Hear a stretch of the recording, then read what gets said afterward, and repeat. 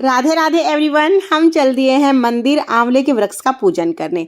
फागुन मास के शुक्ल पक्ष में जो एकादशी तिथि आती है उसे आंवले की एकादशी, आंवला एकादशी या रंग भरी एकादशी के रूप में मनाया जाता है। इस दिन आंवले के वृक्ष का पूजन करना बहुत ज्यादा पुण्य फलदायी होता है। एकादशी तिथि भगवान विष्णु को समर्पित होती है और आंवले के वृक्ष में भगवान विष्णु का वास होता है। अगर आप आंवला एकादशी का व्रत ना भी कर पाए तो इस दिन आप आंवले के वृक्ष का पूजन जरूर करें। तो चलिए पूजन की बहुत ही सरल विधि मैं आपको बताती हूँ। आंवला एकादशी के दिन आप मंदिर में आंवले का पेड़ है तो वहां पर जाकर पूजा कर सकते हैं, या घर पर आपके आंवले का पेड़ है तो घर पर भी आप पूजन कर सकते हैं।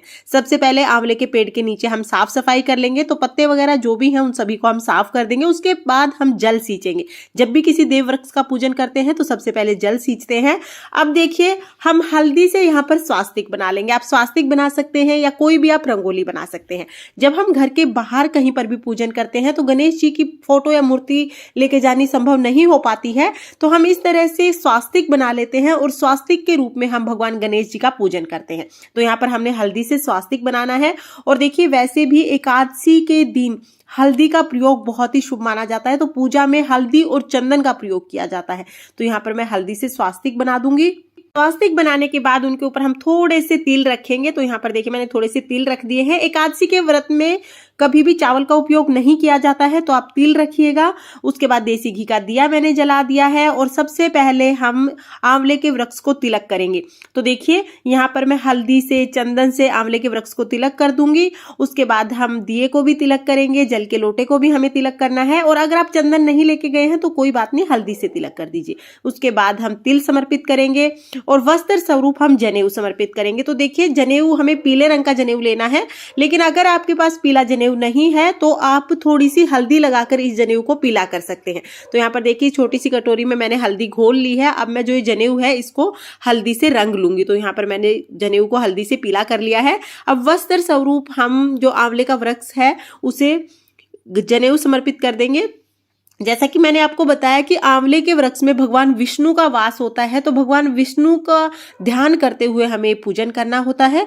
तो यहाँ पर देखिए हमने वस्त्र समर्पित कर दिए हैं। इसके बाद हम फूल समर्पित करेंगे। और देखिए यहाँ पर मुझे पत्ते मिल गए थे तो मैं पत्ते पर भोग समर्पित कर रही हूँ। आप सीधा भोग समर्पित कर सकते हैं। तो यहाँ पर मैंने गुड़ का भोग समर्पित किया है। आंवले का भोग इस दिन हमें जरूर समर्पित करना है।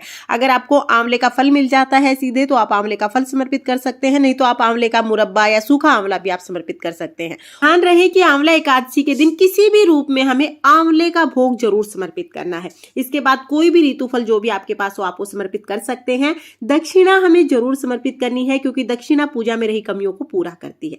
इसके बाद हम धूप दीप दिखाकर आंवले के वृक्ष का पूजन करेंगे। फिर हम कथा सुनेंगे। तो अपने हाथ में या तो आप फूल ले लीजिए सीधे हाथ में, या तो तिल ले लीजिए।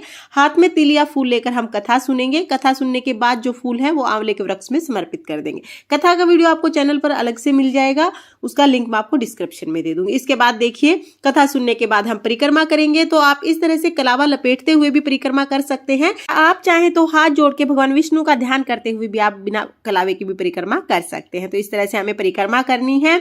और देखिए आप 5, 7, 9, 11 जितनी आपका सामर्थ्य हो उतनी आप परिक्रमा कर सकते हैं। तो यहाँ पर हमने परिक्रमा कर ली है। परिक्रमा करने के बाद अब हम भगवान विष्णु की आरती करेंगे।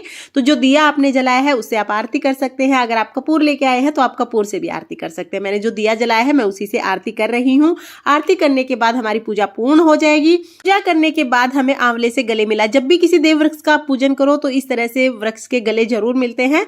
तो यहाँ पर हम देखिए वृक्ष से गले मिलेंगे। इस तरह से हमारी आंवला एकादशी की पूजा पूर्ण हो जाएगी। फ्रेंड्स, आंवला एकादशी को रंग भरी एकादशी के नाम से भी जाना जाता है। तो आप इस दिन भगवान विष्णु को रंग चढ़ा सकते हैं। भगवान विष्णु के साथ इस दिन होली खेल सकते हैं। और अगर आप आंवला एकादशी का व्रत ना भी कर पाए तो भी आप इस दिन आंवले के वृक्ष का पूजन जरूर करें, क्योंकि इस दिन आंवले के वृक्ष के पूजन करने से सभी प्रकार की मनोकामनाएं पूर्ण होती हैं।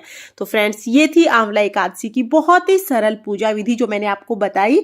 अगर ये पूजा विधि आपको पसंद आई हो, अगर ये वीडियो आपके लिए थोड़ी बहुत भी यूजफुल हो तो प्लीज वीडियो को लाइक करना। और हम महिलाएं तीज त्योहार कैसे करते हैं ये देखने के लिए मेरे चैनल को सब्सक्राइब कर लेना। तो फिर मिलते हैं किसी और वीडियो के साथ। तब तक के लिए जय श्री कृष्णा, राधे राधे।